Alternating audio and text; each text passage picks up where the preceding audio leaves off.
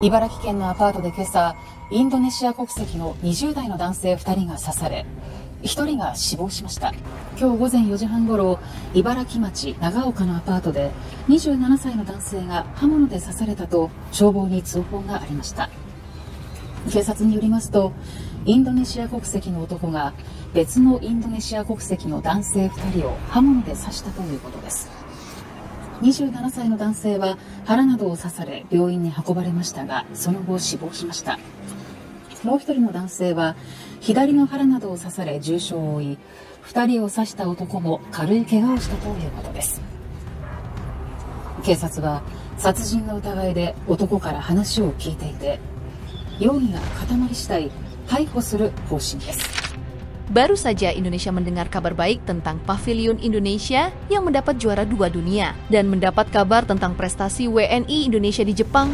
Kini kabar mencekam datang dari negeri Sakura. Sesama WNI saling tikam terjadi di kota Ibaraki, Jepang.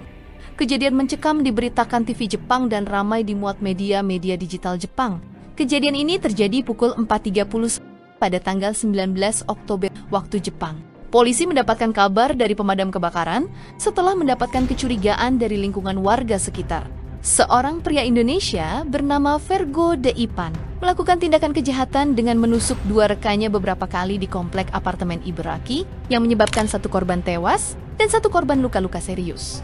Dan di hadapan polisi Jepang, pelaku mengaku menusuk korban yang tewas bernama Gerardi Albert Budiman, usia 27 tahun, yang juga rekan satu apartemennya di komplek prefektur Ibaraki. Dugaan sementara polisi mengumumkan adanya konflik internal dan perselisihan antara keduanya. Sungguh sangat miris sekali mendengarnya, di mana kita mendengar antara WNI selalu saling mengingatkan untuk saling menjaga karena mereka di sana membawa nama Indonesia. Jika WNI buruk, maka Indonesia tentu saja akan dicap buruk juga. Tapi kali ini bukan buruk saja, tapi perbuatan keji yang dilakukan WNI yang bisa mencoreng Indonesia dan tentu memberikan dampak buruk pada WNI lainnya di Jepang. Memang tidak bisa untuk menyelesaikan masalah secara baik-baik dan bicara dengan baik. Tidak harus diselesaikan dengan pisau dapur, kan? Dan masalahnya itu di negara Jepang yang dikenal dengan disiplin dan tidak main-main jika bicara hukum. Tentu ini mencoreng nama Indonesia yang berpengaruh pada pekerja WNI di Jepang. Beberapa waktu lalu, Indonesia saja sempat menjadi sorotan karena PSHT. Ini malah tragedi pembunuhan. Salah satu YouTuber senior Jepang angkat bicara, dia sedih dan kecewa kenapa WNI di Jepang sebrutal itu, yang berdampak buruk pada pekerja WNI lainnya. Hari tanggal ini, tadi pagi di Ibaraki, ada WNI, 3 orang berantem di apartemennya, di kosnya lah gitu ya. Jadi 1 orang ini nusuk 2 derder, yang nusuk juga luka, 2 orang ini luka parah. Nah, dibawalah ke rumah sakit dan meninggal. Innalillahi wa inna ilaihi raji'un. 1 meninggal, 1 gimana kondisinya masih diurus. Kita itu, ini gue cerita dari pengalaman pribadi. Gue juga nggak bela A, nggak bela B ya. Jadi gue tengah. Ya balik lagi ke diri kita sendiri ya.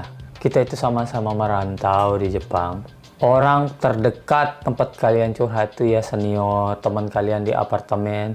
Kalian dipukul di Jepang itu. Berantem masalah orang Jepang, kalian tuh curhat sama sesama Indonesia. Pas lagi makan malam cerita gitu. Ini orang kok keras-keras banget ya. Pesan gua ya rukun-rukun ya. Jangan merasa paling senior, jangan menindas junior. Junior juga harus hormat sama seniornya. Senior juga harus menyayangi. Kita itu sama-sama di sini. Kita digaji sama ya. Sama-sama berjuang di sini, saling menjaga ya. Siapa lagi? Orang tua kita itu jauh semua. Kita itu curhatnya sama sesama WNI. Masa saling seperti itu ya, cekcok mulut, cekcok jangan ya bisa lah. Tapi jangan sampai membunuh, itu pikir panjang gitu ya. Semua ini udah nyawa melayang, ini di penjara, semua dirugikan. Nama Indonesia buruk lagi, dibuat seperti itu, ya Allah. Mungkin ini yang bunuh juga udah sabarnya udah habis, mungkin sampai begitu. Apalah ya, mungkin pas pokoknya rukun-rukun gimana ya, bawa diri itu biasa-biasa aja, nggak usah yang meninggikan diri, biasa aja caranya di sini tuh.